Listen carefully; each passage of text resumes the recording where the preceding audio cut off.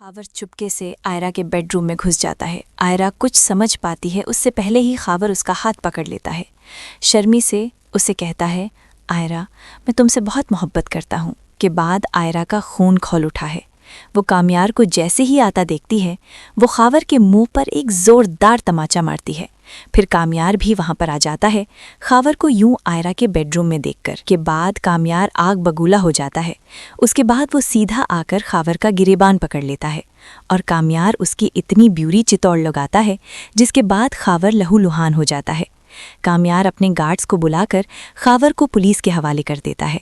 उसके बाद पुलिस उसे घसीटते हुए ले जाती है, जिसके बाद आयरा सेमी भी कामयार से कहती है, कामयार मेरी बात का यकीन करो, मैंने इसे यहाँ पर नहीं बुलाया था, यानी कैसे मेरे कमरे तक आ गया। के बाद कामयार मुस्कुराता है और कहता है, आयरा मुझे तुम्हारी मोहब्बत और तुम्हारी वफादारी पर पूरा यकीन है, तुम मुझसे कभी भी बेवफाई नहीं कर सकती। के बाद आयरा के दिल में कामयार के लिए मोहब्बत और भी ज़्यादा बढ़ जाती है। जब कामयार रेगुलर की तरह चुपके से जाकर सोफे पर सोने लगता है तो आयरा उसे रोक लेती है।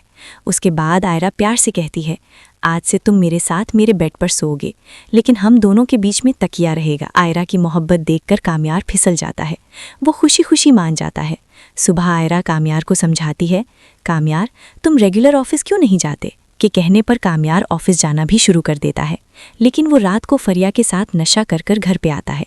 देखने के बाद आयरा से बर्दाश्त नहीं होता, जिसके बाद वो कामयार को आखिरी वार्निंग दे देती है। कहती है, अगर तुम कल से ड्रिंक करके क्या फरिया के साथ आई तो याद रखना मैं हमेशा के लिए घर छोड़कर चली जाऊंगी।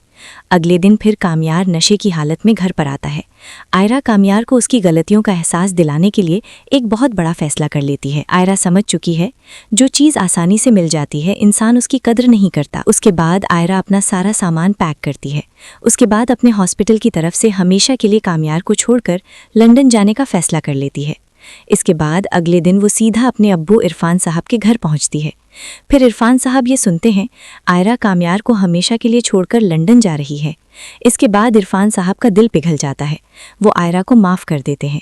इसके बाद वो खुद अपनी गाड़ी में बिठाकर उसे एयरपोर्ट छोड़ने निकल जाते हैं। उसी तरह कामयार की अम्मी नफीसा कामयार को बता देती है, यहाँ आयरा तुम्हें छोड़कर हमेशा के लिए चली गई है। ये सुनने के बाद कामयार के होश उड़ जाते हैं और उसके पैरों तले से ज़मीन खिसक जाती है। इसके बाद वो फ़ौरन अपनी गाड़ी हवा की रफ्तार से भगाता हुआ एयरपोर्ट पहुंचता है। वहां पर आयरा रोती हुई अंदर जा रही होती है। के बाद कामयार भागता हुआ उसके पास जाता है, उसका हाथ पकड़ता है, उससे माफ़ी मांग लेता है। इसके बाद वो आयरा से वादा करता है वो अपने सारे पुराने गलत काम छोड़ देगा।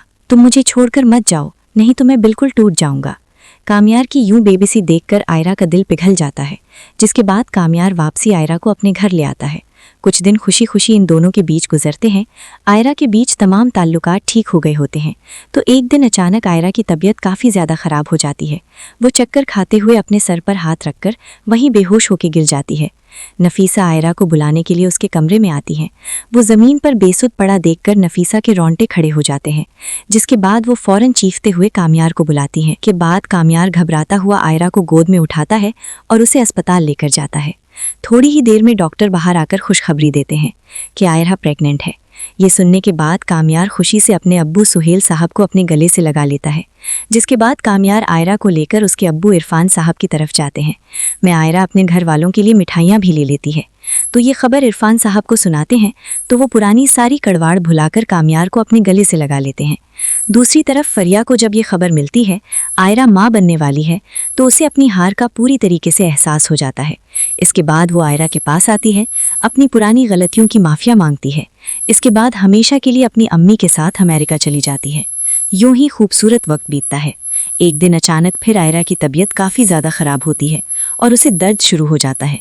इसके बाद कामयार फ़ौरन उसे अस्पताल लेकर जाता है, जिसके बाद कुछ ही देर में डॉक्टर बाहर आकर बताते हैं, मुबारक है, आपके घर बेटा पैदा हुआ है।